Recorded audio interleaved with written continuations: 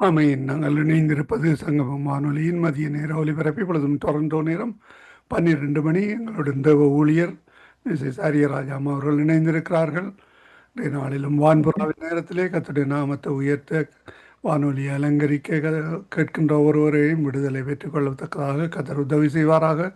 பாடல்களோடு, துதிகளோடு, சாட்சிகளோடு வழிநடத்தப்படுகின்ற பொழுதும் கர்த்தர் தாமே வார்த்தைகளுக்கூடாக ஒருவரும் வழிநடத்துவாராக. இந்த வேளையில் இந்த ஊழியருக்கு மதிய வணக்கங்களை கூறி வாழ்த்தி வரவேற்றுக் கொண்டு வான்புறாவின் நேரத்திலே அவரை ஒப்புவிப்போம். பிரைஸ்லோட்டமா வழி நடத்துங்க. God bless you. Amen. Praise the Lord, praise the Lord, praise the Lord. Hallelujah, hallelujah. ஆண்டவராகிய இயேசு கிறிஸ்துவின் இனிய நாமத்தில் உங்களை வாழ்த்துகிறேன். மீண்டும் சங்கமம் வானொலியின் ஊடாக உங்களை சந்திப்பதில் நான் மிக்க மகிழ்ச்சி அடைகிறேன். நான் வழக்கம் போல வான்புறாவாம் பரிசுத்த ஆவியானவர் வரவழைத்து அவரிடத்திலே இந்த நேரத்தை நான் அவருக்கு ஒப்பு கொடுக்கிறேன். அவர் இல்லாவிட்டால் என்னால் ஒன்றுமே செய்ய முடியாது. வான்புறாவே எம்மாத்தியில் வந்திறங்கிடும் இந்நேரமே வந்திறங்கிடும்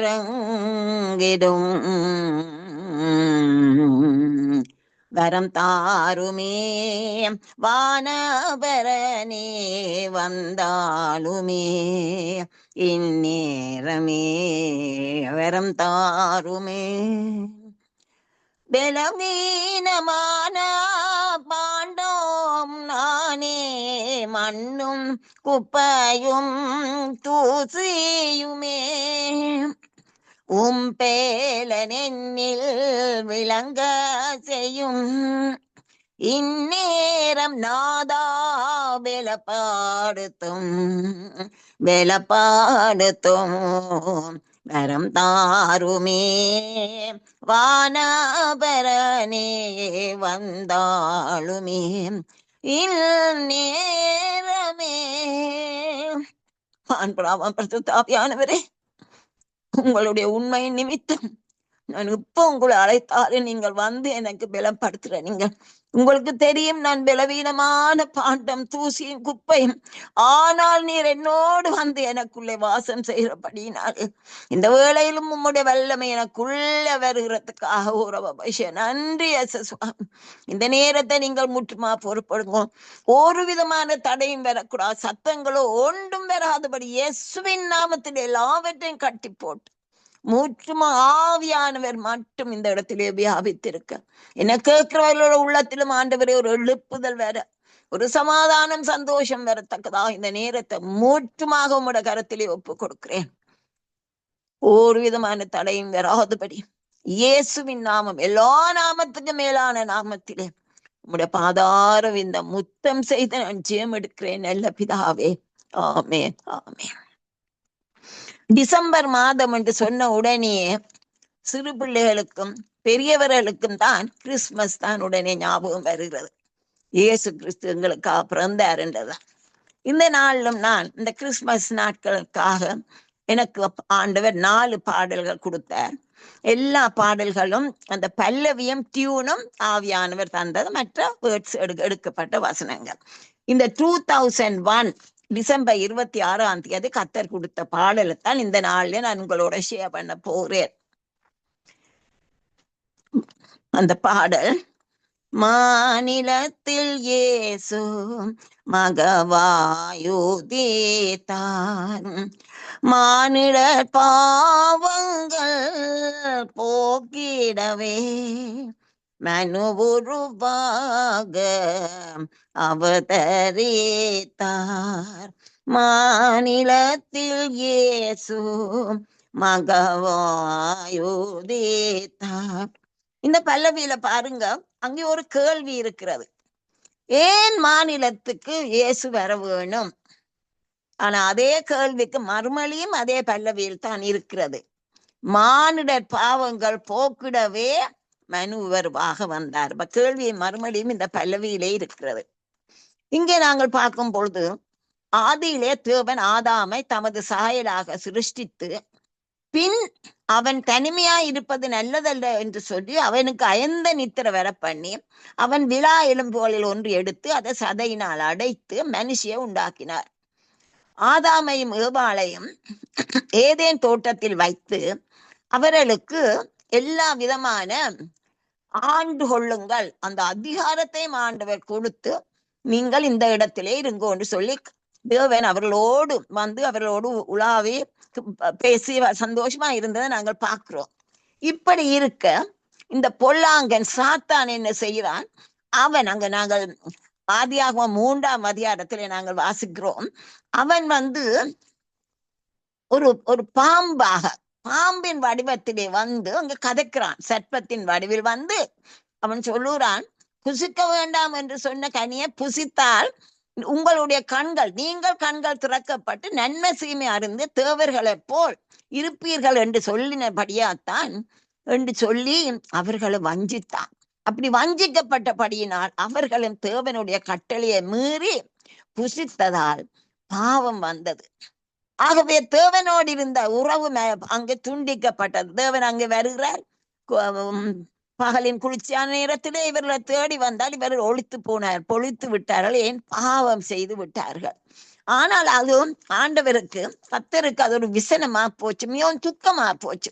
ஐயோ, நான் இவனை சிருஷ்டித்தேனே, நான் இவனோடு ஐக்கியமா இருக்க வேணும் என்றுதானே. ஆகவே என்ன இவருக்கு ஒரு பெரும் பாடா வந்து விட்டது. ஆகவே இப்போ அதுக்கு ஒரு பரிகாரம் பார்க்க வேணும். எங்க பழைய ஏற்பாட்டிலே நாங்கள் பார்க்கிறோம், ஒரு ஆட்டுக்குட்டியை கொண்டு வந்து பாவ நிவாரண பலி, குற்ற நிவாரண பலியாக இரத்தம் சிந்தப்படுகிறது. இங்கே வந்து நாங்கள் பார்க்கிறோம், இரத்தம் சிந்துதல் இல்லாமல் பாவ மன்னிப்பு இல்லை. அங்கு 1 யோவான் 1:7 இயேசு கிறிஸ்துவின் இரத்தம் சகல பாவங்களை நீக்கி நம்ம சுத்திகரிக்கிறேன்னு பார்க்கிறோம். ஆகவே அங்கு ஒரு கான்ஃபரன்ஸ் வைக்கிறார்கள். என்ன செய்யலாம்? எப்படியாவது இந்த மனுஷனை மீட்க வேணுமே, ஒரு பாவம் இல்லாத ரத்தம் சிந்தப்பட வேணுமே என்று பிதா மகன் எல்லாரும் 3 பேரும் இருந்து திருத்துவ தேவன் அங்கே டிஸ்கஸ் பண்ணும் பொழுது இயேசு சொல்லுகிறார், நான் போறேன். ஏன்? இயேசு பாவம் இல்லாதவர், அவருடைய ரத்தம் தான் சிந்தப்பட வேண்டும். ஆகவே எங்களை மீட்பதற்காக இயேசு அங்கே பிறக்க வேண்டி இருந்தது. ஆகவே தான் இயேசு மனூருவாக இந்த உலகத்திற்கு வந்தார். 1 தீமோத்தேயு 3:16 சொல்லுகிறது, இயேசு தேவன் மாம்சத்தில் வெளிப்பட்டார் சொல்லி. இன்னும் கலாத்தியர் 4ஆம் அதிகாரம் 3-4 வசனங்கள், அதுவும் ஒரு அருமையான வசனங்கள். நான் அதை இப்பொழுது உங்களுக்கு நான் அதை வாசிக்கிறேன்.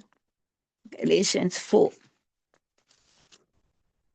கலாத்தியர் 4ஆம் அதிகாரத்தின் 3-4-5 வசனங்கள். அப்படியே நாமும் சிறுபிள்ளைகளா இருந்த காலத்தில் இவ்வுலகத்தின் வழிபாடுகளுக்கு அடிமைப்பட்டவர்களா இருந்தோம். நாம் புத்திர சுகாரத்தை அடையும்படி நியாய பிரமாணத்திற்கு கீழ்ப்பட்டவர்களை மீட்டு கொள்ளத்தக்கதாக காலம் நிறைவேறின போது, பாருங்க, அந்த நேரம் வரும்பொழுதுதான், காலம் நிறைவேறப்பட்ட போது ஸ்திரீனிடத்தில் பிறந்தவரும் நியாய பிரமாணத்திற்கு கீழாதவருமான தம்முடைய குமாரனை தேவன் அனுப்பினார்.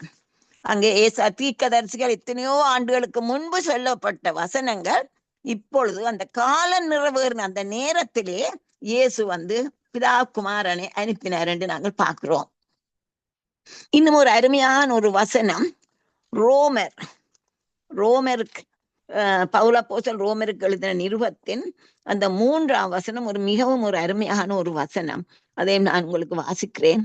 அது எப்படி எனில் மாம்சத்திலே அங்கு சொல்லப்படுகிறது, அது எப்படி எனில் மாம்சத்தினாலே பலவீனமா இருந்த நியாய பிரமாணம் செய்யக்கூடாததை தேவனே செய்யும்படிக்கு தம்முடைய குமாரனை பாவ மாம்சத்தின் சாயலாகவும் பாவத்தை போக்கும் பலியாகவும் அனுப்பி மாம்சத்திலே பாவத்தை ஆக்கினைக்குள்ளாக்கித்தாராம். ஆக இயேசு வந்து எங்களுக்காக பாவமாக்கப்பட்டு எங்களுக்காக, இது அழகாக அங்க சொல்லப்படுகிறத நாம் பார்க்கிறோம். இன்னும் நாங்கள் யோவான் எழுதின சுவிசேஷத்தின் 1ஆம் அதிகாரத்தின் 1ஆம் வசனம் 14ஆம் வசனம், இந்த வசனங்களை நான் பாட்டாகவே நான் பாடிவிடுகிறேன். ஆதியிலே வார்த்தை இருந்ததுவே, அந்த வார்த்தை தேவனோடிருந்தது, அந்த வார்த்தை தேவனாயிருந்தது, வார்த்தை மாமிசமாகி, வார்த்தை மாமிசமாகியது மக்காக, ஆதியிலே வார்த்தை இருந்ததுவே.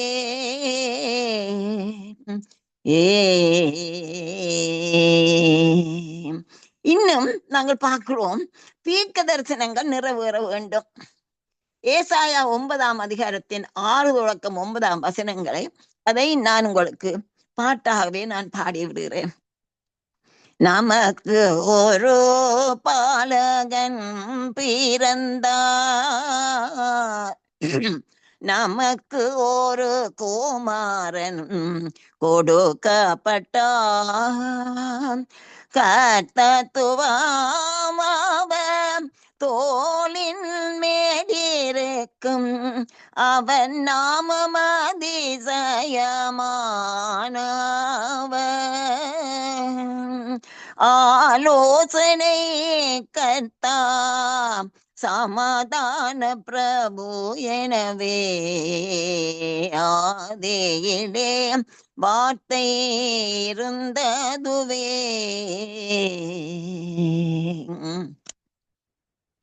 இன்னும் அங்கே ஒரு பாட்டு,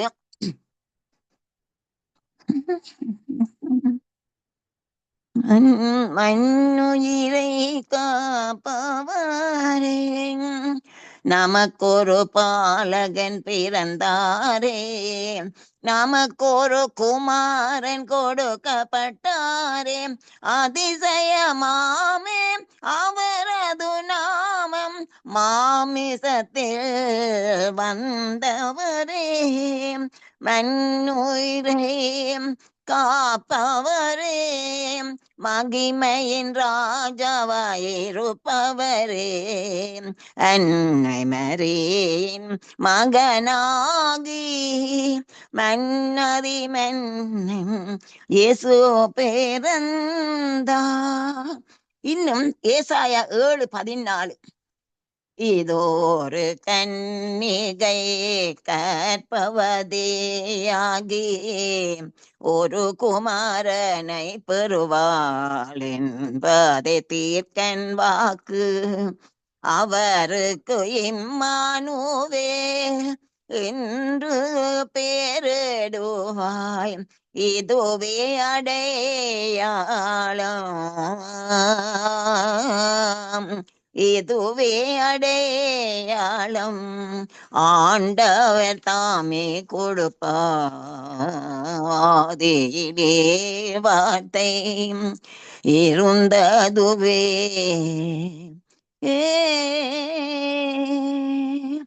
இனி நாங்கள் பார்க்கிறோம், அங்கே மீகா தீர்க்கதரிசி ஆகிய மீகா ஒரு அருமையான வசனத்தை சொல்லுகிறார்.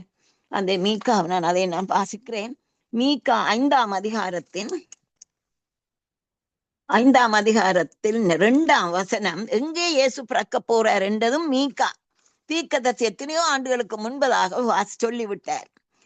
பெத்லகேமே, நீ யூதாவில் உள்ள ஆயிரங்களுக்குள்ளே சிறியதா இருந்தாலும் இஸ்ரவேலை ஆளப் போகிறவர் உன்னிடத்தில் இருந்து புறப்பட்டு என்னிடத்தில் வருவார், அவருடைய புறப்படுதல் அநாதி நாட்களாய் பூர்வத்தின் உடையது என்று சொல்லுகிறார். மீகா பாருங்க, எத்தனையோ ஆண்டுகளுக்கு முன்பதாக இந்த தீர்க்க தரிசனங்கள் எல்லாம் நிறைவேற வேணும், ஆனபடியால் இயேசு வரத்தான் வேண்டுமாக இருந்தேன்னு நாங்க பாக்குறோம். இன்னும் அடுத்தது நாங்க பாக்குறோம், இயேசு கிறிஸ்து நம்முடைய வியாதிகளினின்று நம்மை சொத்தப்படும் அடைவதற்காக அவர் சிலுவையிலே மரிக்க வேண்டும், தழும்புகள் ஏற்றுக்கொள்ள வேண்டும். ஆகவே இதெல்லாம் அவர் மாம்சத்திலே வர வேண்டி இருந்தது. எங்கள் பாவங்களுக்காக அவர் எவ்வளவு அடிகளை ஏற்றுக்கொண்டு அவருடைய தழும்புகள் ஏற்றுக்கொள்ள வேண்டி இருந்தது.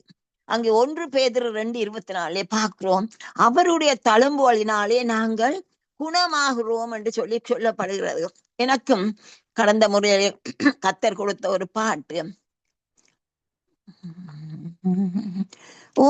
தழும்புகளால் என்னை தொட்டதால் நான் முற்றும் குணமாகினேன்.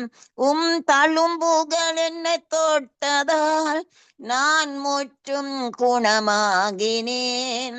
1000 நாவுகள் போதாதே உம்மை உயர்த்தி உயர்த்தி பாடிட. உம்மை நம்பி நான் வெட்கப்பட்டு போனதில்லை. உம்மை நோக்கி பார்த்து நான் பிரகாசித்தேன். இன்னும் நாங்கள் அங்கே லூக்கா 2ஆம் அதிகாரம் 24ஆம் அதிகாரம் 26 துவக்கம் 27 வசனங்கள், இன்னும் 46-47 வசனங்களே அங்கே இயேசு உயிர்த்தெழுந்த அந்த நாளிலே 2 சீஷர்கள் எம்மாவூர் தேசத்துக்கு போய்கொண்டிருக்கிறார்கள். அந்த அவர்கள் போன பொழுது அவர்களோட இயேசு போய் சேர்ந்து, அவர்களுக்கு ஒன்றும் தெரியாது, என்ன நடந்தது காரியங்கள் உமக்கு தெரியாதோன்னு கேட்கிறார்கள் இயேசு மரித்ததை குறித்து. இன்னும் இயேசுதான் அங்கே மோசேயுடைய காரியத்திலிருந்து எல்லாவற்றையும் அவர்களுக்கு விளங்கப்படுத்தி சொல்லும். அந்த நேரத்திலே தான் அவர்களுக்கு விளங்கினது. நீங்கள் வாசித்தா நீங்கள் புரிந்து கொள்வீங்கள். அங்கே இயேசு அப்பத்தை பிட்டு அவர்களுக்கு கொடுத்து அந்த நேரத்திலே அவர் மறைந்து போனார். அதுவும் பின் இவர்களுக்கு தெரியும் அது இயேசுதான் அவர்களோடு வந்தது. இம்மாவும் சிஷர்களும் கண்கள் திறக்கப்பட்டு உயிர்த்தெழுந்த இயேசுவை கண்டார்களாம். அதுக்கும் பாட்டு இப்ப எனக்கு பாடுறதுக்கு நேரம் இல்லை. அடுத்ததாக நாங்கள் பார்க்கிறோம், இயேசு கிறிஸ்து சாத்தானை வெல்ல வேண்டி இருந்தது. சாத்தானை அவர் வெல்ல வேணும். ஏனென்றால் அவன் தான் எங்களை பாவத்துக்களை கொண்டு வந்தவர். ஆகவே அவனை முற்றுமாக இயேசு முறியடிக்க வேண்டி இருந்தது. அதுக்கு அங்கே வந்து அதுல எனக்கு ஒரு பாடல் ஒன்று ஆண்டவர் தந்தார். நான் நம்பும் தேவன் பெரியவர், அவரே எந்த நம்பிக்கையாம், அவரே என்றும் ஜீவிக்கிறார், நேற்றும் இன்றும் என்றென்றுமே. சாத்தனை வென்று ஜெயம் எடுத்தார், சிலுவை மரணத்தால் வெற்றி சிறந்தார். நீயும் அவரை நம்பிடுவார், அவரே உனக்கு ஜெயம் கொடுப்பார். நம்பும் தேவன் பெரியவர். பாத்தீங்களா, சாத்தான இயேசு வென்று ஜெயம் எடுத்ததாலே அந்த மரணம், அவர் மரணத்தை விழுங்கி எங்களுக்கு மரணத்திலேருந்து எங்களை வெற்றி கொடுத்து எங்களுக்கு நித்திய ஜீவனை கொடுத்தாரு நாங்க பாக்குறோம். இன்னும் அப்போஸ்தலர் 3:18 அங்கே பேதுரு சொல்லுகிறார், கிறிஸ்து பாடுபட வேண்டும் என்று தேவன் தம்முடைய தீர்க்கதரிசிகள் எல்லாருடைய வாக்கினாலும் முன் அறிவித்தவைகளை இவ்விதமாய் நிறைவேற்றினார்.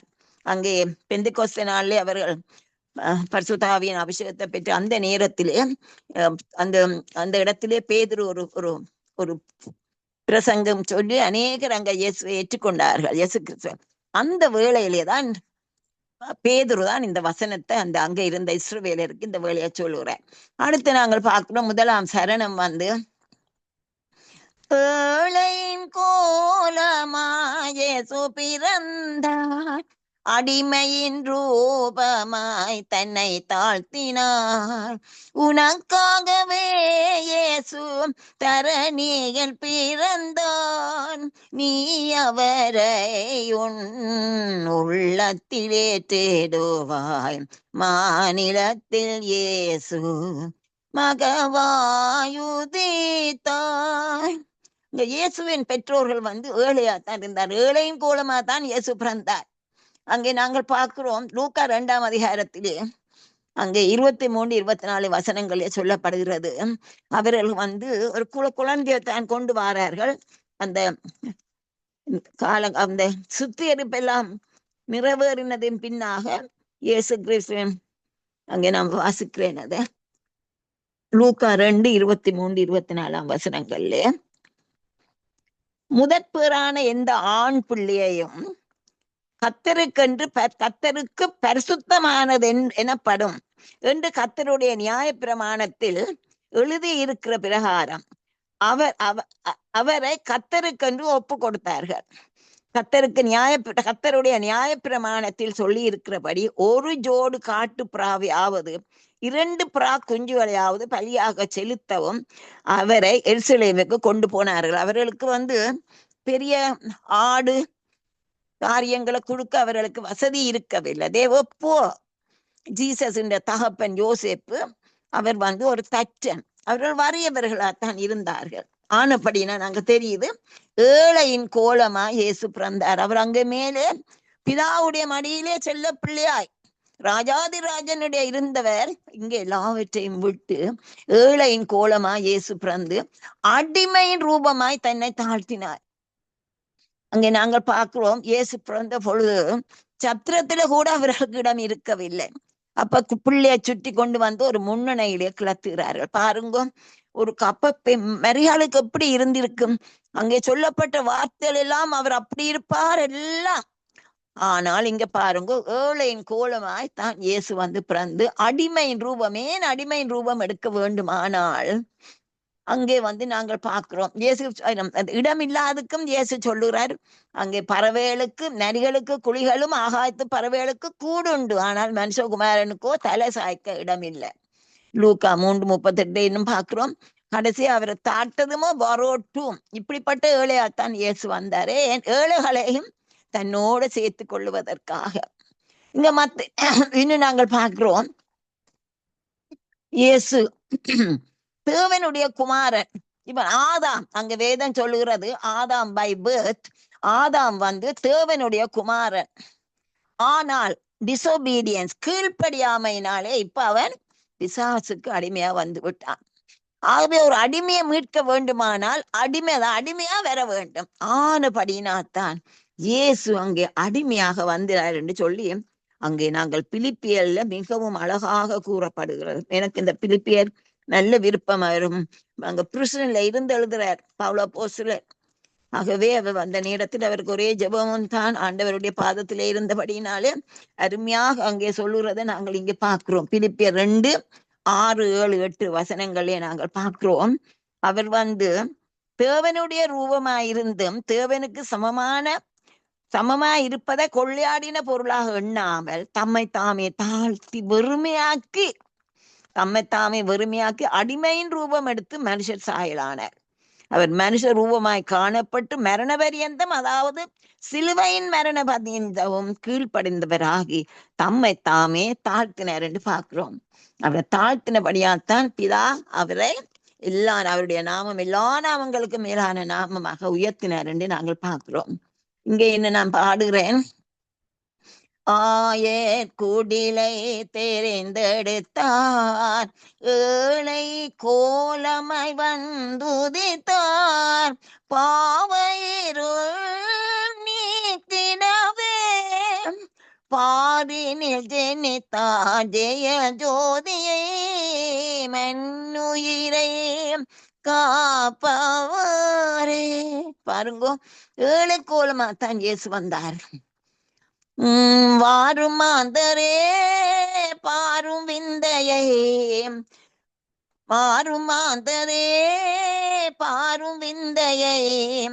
விண்ணின் வேந்தன் தம்மை தாழ்த்தி மனு ஒருவனார், பாலனாகினார் பிறந்தார், இயேசு பிறந்தார். பாரும் மாந்தரே, நாங்கள் எல்லாருமா சேர்ந்து அவரை நாங்கள் போற்றி பாடுவோம். பாலன் இயேசு பாலனாக மனு உரு எடுத்து வந்தார் என்று நாங்கள் பார்க்கிறோம். இன்னும் தேவகுமாரன் he emptied himself. அதான் நான் ஏற்கனவே சொன்னேன், அது எனக்கு வலு விருப்பம். அது இங்கிலீஷ்ல அந்த emptied நல்லது, வெறுமையாக்கினது பார்க்க இதுதான் கூட. எல்லாத்தையும் கவிட்டு கொட்டி ஒன்றும் இல்லாதது போல தேவகுமாரன் emptied himself, மனுஷ ரூபம் எடுக்க வேண்டி இருந்தது. ஏன் பிதாவின் சித்தம் அதுவே. ஆகவே மனுஷகுமாரனாக அடிமையின் ரூபம் எடுத்து இயேசு வந்தார். சிலுவையில் எமக்காக பாட அனுபவித்து ரட்சிப்பை எமக்கு தந்தார். இது இலவசம். இந்த ரட்சிப்பு இலவசம். யாரும் இன்னும் நீங்கள் இதை ஏற்றுக்கொள்ளாவிட்டால் நீங்கள் அவரை ஏற்றுக்கொள்ளுங்கள். இந்த நாட்களில் இயேசு எல்லா இடத்திலும் எல்லாரும் இயேசுவின் பிறப்பை கொண்டாடும் பொழுது நீங்களும் அவரை உங்கள் உள்ளத்திலே ஏற்றுக்கொள்ளுங்கள் என்று நான் உங்களுக்கு சொல்லுகிறேன். உனக்காக ஒவ்வொருவருக்காகவும் இயேசு மாநிலத்திலே உதித்தார். அவர் இருதயத்தை தான் வேணும் என்று தட்டிக்கொண்டே இருக்கிறார். ஆகவே நீங்கள் தான் அவரை, இட் இஸ் யுவர் சாய்ஸ், நீங்கள் தான் அவரை ஏற்றுக்கொள்ள வேண்டியதாக இருக்கிறேன் நாங்கள் பார்க்கிறோம். இன்னும் இங்க 2வது சரணம், இயேசு கிறிஸ்து கர்த்தர் என்று நாவு யாவும் அறிக்கை செய்யும், எல்லா நாமத்திற்கும் மேலான நாமம் இயேசு நாமம். இன்று நீ அவர் நாமம் நம்பிடுவாய், அவரே உன்னை ரட்சித்து சேர்த்து கொள்வார். மாநிலத்தில் இயேசு மகவாயுதித்தார். இங்க நாங்கள் பார்க்கிறோம் இயேசுக்கு எல்லா நாமங்களுக்கு மேலான நாமத்தை அங்க பிதா கொடுத்தார். ஏனென்றால் பிதாவாகிய தேவனுக்கு மகிமையாக இயேசு கிறிஸ்து கர்த்தர் என்று நாவுகள் யாவும் அறிக்கை பண்ணும் படிக்கும் எல்லா நாமத்துக்கு மேலான நாமத்தை அவருக்கு தந்துள்ளார் என்று நாங்கள் பார்க்கிறோம். இன்னும் அங்கே நாங்கள்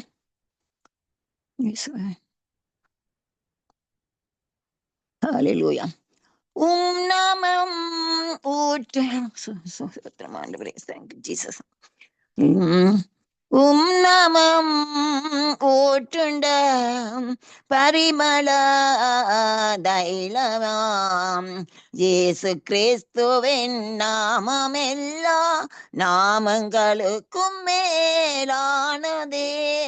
இயேசுவின் நாமமே தேனிடும் மதுரமே, இயேசுவின் நாமமே எனக்கு அடைக்கலமே. இன்னும் அடுத்தது நாங்கள் 3ஆம் சரணத்தை பார்க்கும் பொழுது, சந்தோஷம் சந்தோஷம் எப்பொழுதும் சந்தோஷம், இயேசு என்னை ரட்சித்ததால் எனக்கென்றும் சந்தோஷம், எல்லா புத்திக்கும் மேலான தேவ சமாதானம், இருதயங்களை இயேசுக்குள் காத்து கொள்ளும், மாநிலத்தில் இயேசு மகவாயுதித்தான். அங்கே பவுலப்போஸ்தலன் சொல்லுகிறார், பிலிப்பியர் 4:4 அதிகாரத்தின் 4ஆம் வசனத்திலே, கர்த்தருக்குள் எப்பொழுதும் சந்தோஷமா இருங்கள், சந்தோஷமா இருங்கள் என்று மறுபடியும் சொல்லுகிறேன் என்று சொல்லுகிறார். எப்பொழுதும் நாங்கள் சந்தோஷமா இருக்கும்படி சொல்லுகிறார். அதுக்கு எனக்கு கர்த்தரோட பாட்டு கொடுத்த,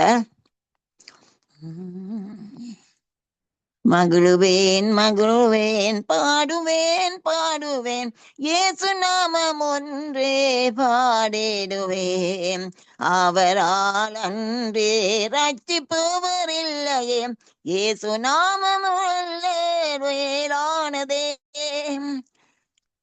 கர்த்தருக்கு எப்பொழுதும் சந்தோஷமாயிருங்கள் என்று சொன்ன கர்த்தரையே பாடிடுவோம், கர்த்தருக்குள் மகிழ்ச்சியாயிருப்பதும் பெலன், கர்த்தருக்குள் நாமும் மகிழ்ந்திருப்போம்.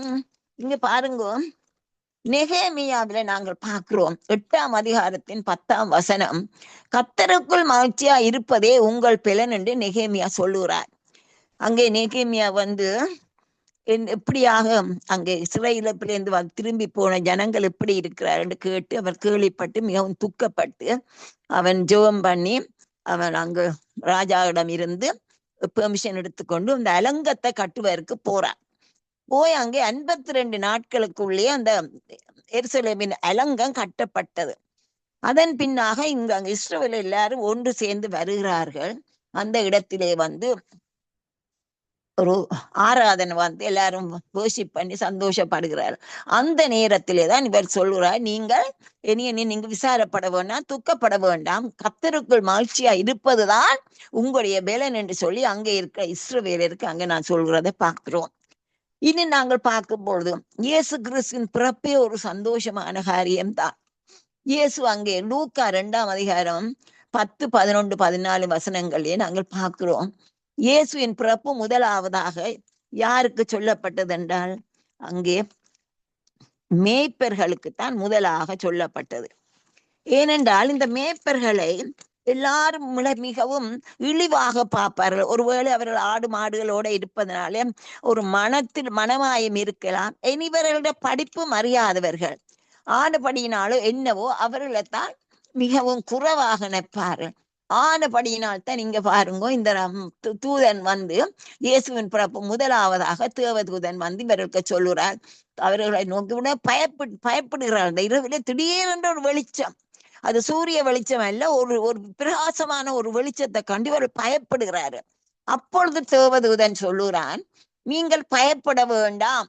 தேவதூதன் அவர்கள் நோக்கி, பயப்படாதிருங்கள், இதோ எல்லா ஜனத்துக்கும் மிகுந்த சந்தோஷத்தை உண்டாக்கும் நற்செய்தியை உங்களுக்கு அறிவிக்கிறேன். இது இந்த செய்தி வந்து கிறிஸ்தவர்கள் அப்படியேப்பட்ட எல்லாருக்கும் தான் இந்த செய்தி.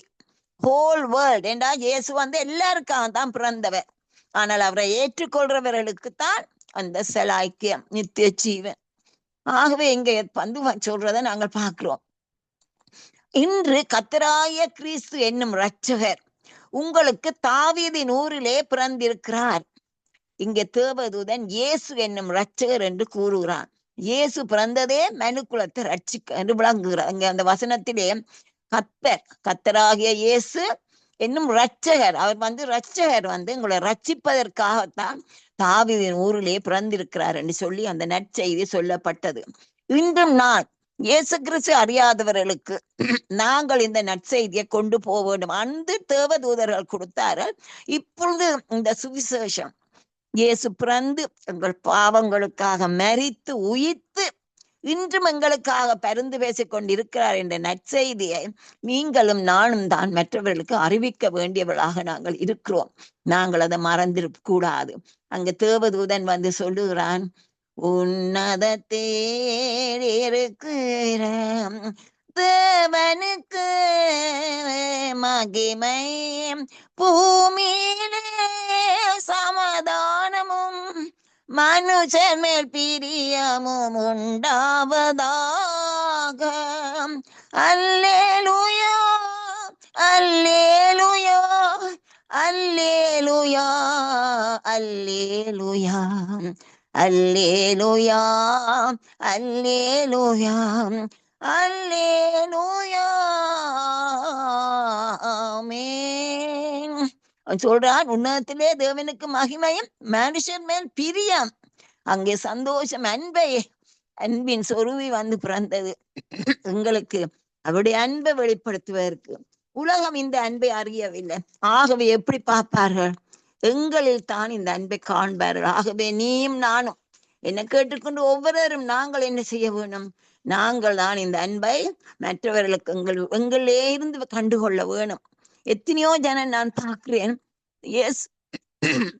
இயேசு கிறிஸ்து அறியாத ஜனம் அங்கு எங்களை போல ரட்சிக்கப்பட்ட ஜனத்திலே இருக்கிற அன்பை கண்டு இது எப்படி வந்தது என்று கேட்டு அவர்கள் இயேசு கிறிஸ்துவிடம் வருகிறத நாங்கள் பார்க்கக்கூடியதாக இருக்கிறது. கர்த்தருக்கு ஸ்தோத்திரம். இந்த ரட்சிப்பு இவ்வளோ ஒரு பெரிய ஒரு வெளியேற பெற்றது, அது ஒரு சந்தோஷம் எங்களுக்கு. தாவீது 51ஆம் சங்கீதம் 12ஆம் வசனத்திலே நாங்கள் பார்க்கிறோம். தாவீது பாவம் செய்த பின் நாத்தான் தீர்க்கதரிசி வந்து அவனிடத்தில் சொல்லுகிறார். அவன் பாவத்தை உணர்த்துகிறார். உணர்த்தின உடனே அவன் அந்த உணர்விலே அவனுடனே பாவ அறிக்கை செய்கிறான்.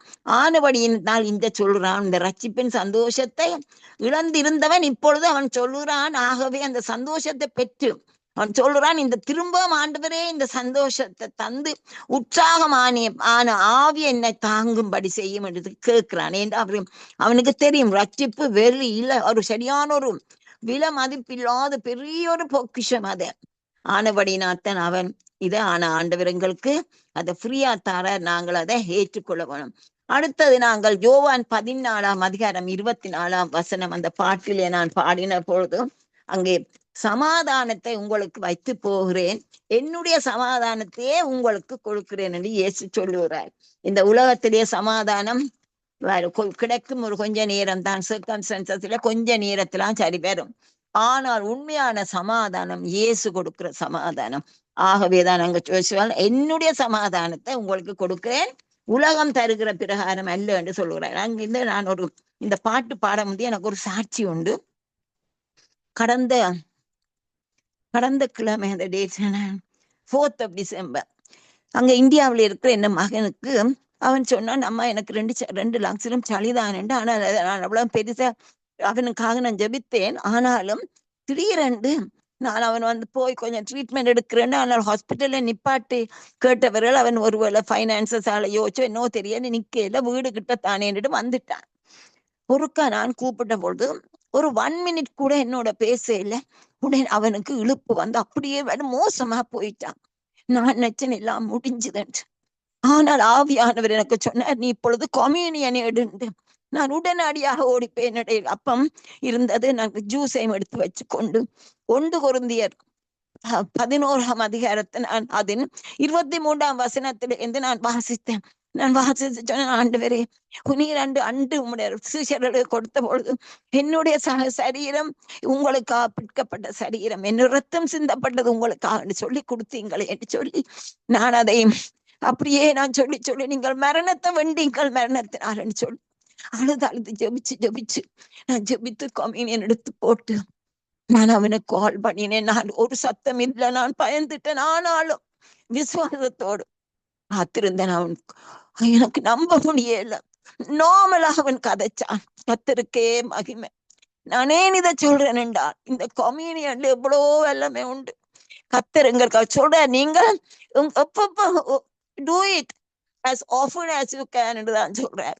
ஒவ்வொரு நாளும் இந்த அப்பத்தை ரசத்தை நாங்கள் ஆண்டவர் எனக்காக உடைக்கப்பட்டார், எனக்காக பிற்கப்பட்டார் என்று சொல்லி நாங்கள் அதை விசுவாசித்து நாங்கள் எடுக்கும் பொழுது கர்த்தர் அற்புதங்களை செய்கிறார். இன்றைக்கும் இன்னும் அவனுக்கு 100% நார்மலா வரவில்லை. ஆனாலும் கர்த்தர் அவனை ஜீவன் கொடுத்து மரணத்திலேருந்து மீட்டதுனா நான் கர்த்தரை நன்றியோடு நான் கர்த்தரை ஸ்தோத்திரிக்கிறேன். கர்த்தருக்கே மகிமை. இன்னும் நாங்கள் இங்கே இன்னும் 1-2 வசனங்கள் அங்கே சங்கீதம் 71:1 நான் தேவனை நோக்கி என் சத்தத்தை உயர்த்தி கெஞ்சினேன், என் சத்தத்தை தேவனிடத்தில் உயர்த்தினேன், அவர் எனக்கு செவி கொடுத்தார்.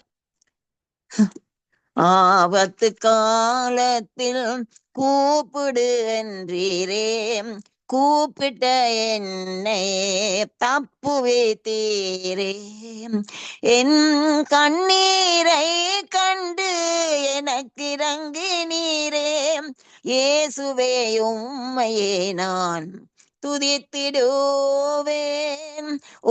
புகழ் பாடுவேன், நாமம் போற்றுவேன், இயேசுவே உம்மையே நான் நம்பிடுவேன். பாருங்க, கர்த்தர் இவ்வளவு நல்லவர். என் கண்ணீரை கண்டு எனக்கு இறங்கினான். ஆபத்து வேளையிலே என்னை நோக்கி கூப்பிடுகின்ற நான் கூப்பிட்டேன். கர்த்தர் எனக்கு வெற்றி கொடுத்தார். அடுத்ததாக நான் இந்த இனி அடுத்த கிழமை எனக்கு மெசேஜ் கொடுக்க முடியாது என்ற அந்த இங்க ஃபயர் எல்லாம் மார்னிங் 8 to 5 6 PM மட்டும் இருக்க போறபடியினால் நான் பிரதருக்கு சொல்ல வேணும். நெக்ஸ்ட் வீக் இயலாது. ஆனபடியினால் இந்த நாள் தான் நான் எல்லாருக்கும் கிறிஸ்மஸ்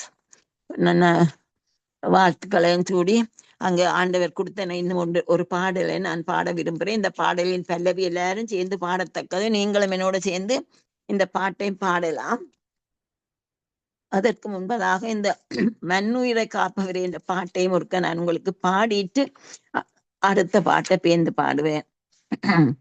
மண்ணுயிரை காப்பவரே, மகிமையின் ராஜாவாயிருப்பவரே, அன்னை மரியின் மகனாகி மன்னதி மன்னன் இயேசு பிறந்தார், ஆயர்குடிலை தெரிந்தெடுத்தார், ஏழை கோலமாய் வந்துதித்தார், பாவையிருள் நீக்கிடவே பாரினில் ஜெனித்தார் ஜெய ஜோதியே, மண்ணுயிரை காப்பவரே.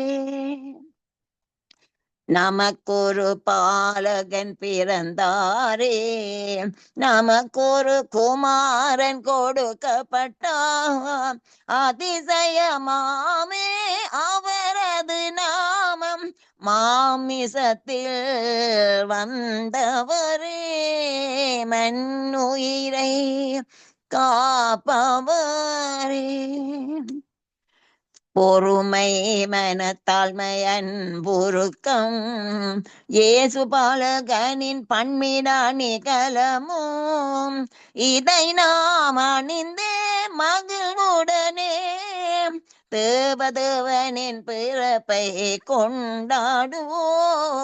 மண்ணுயிரை காப்பவரே, மகிமையின் ராஜாவாயிருப்பவரே, அன்னை மரியின் மகனாகி மன்னாதி மன்னன் இயேசு பிறந்தார், பிறந்தார், பிறந்தார், இயேசு பிறந்தார்.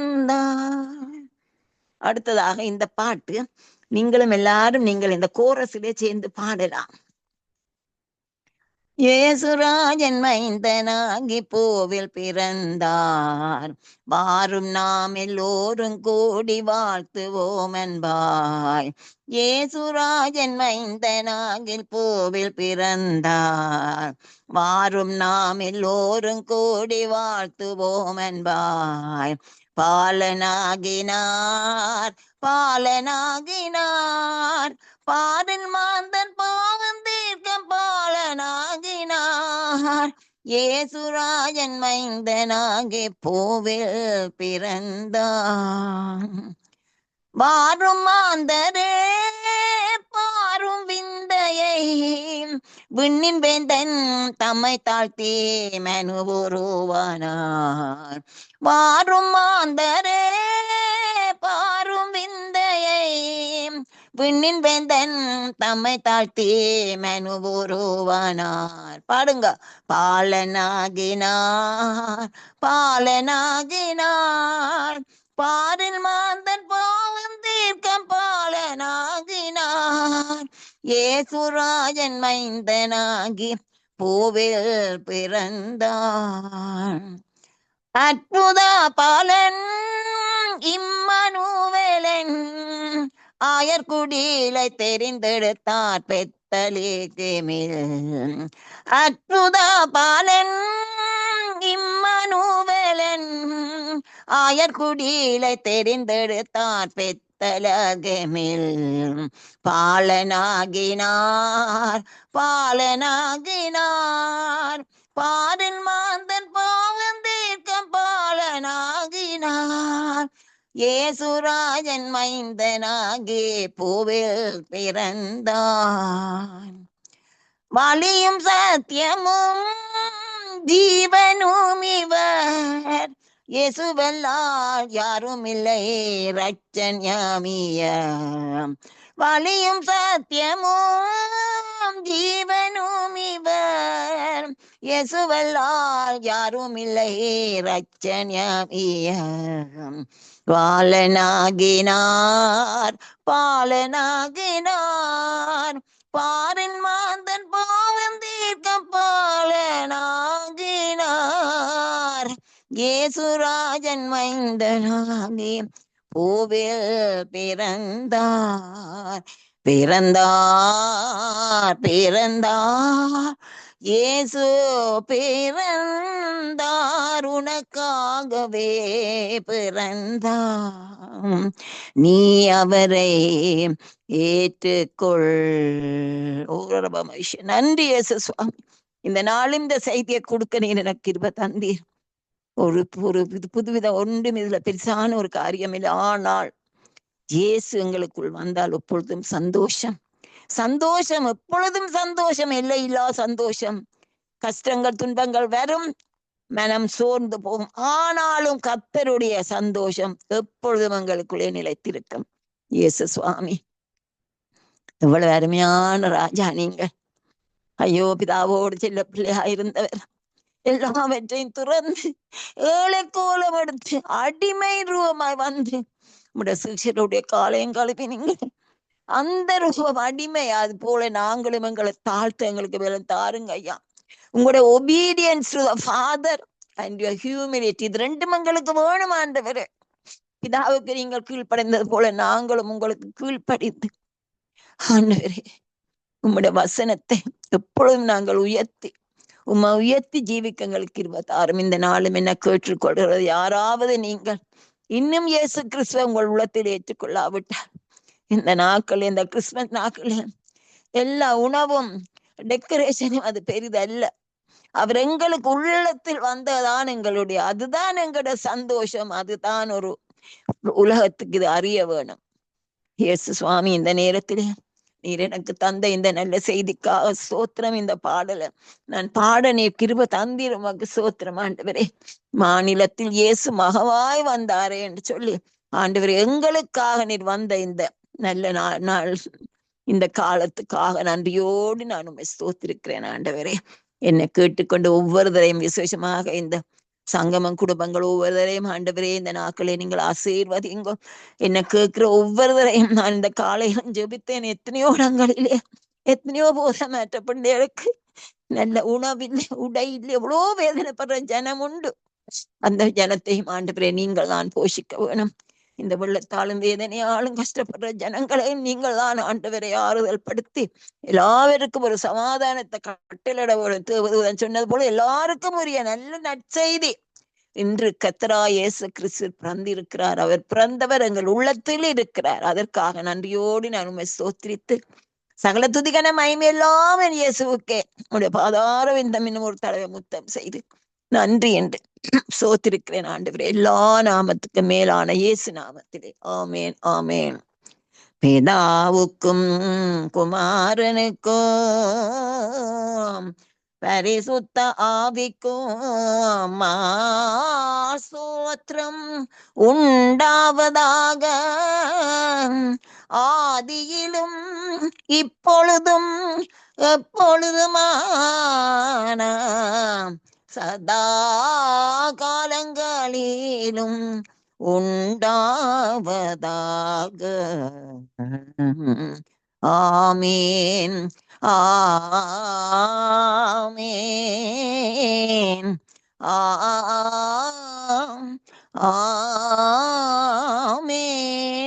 ஆமேன்.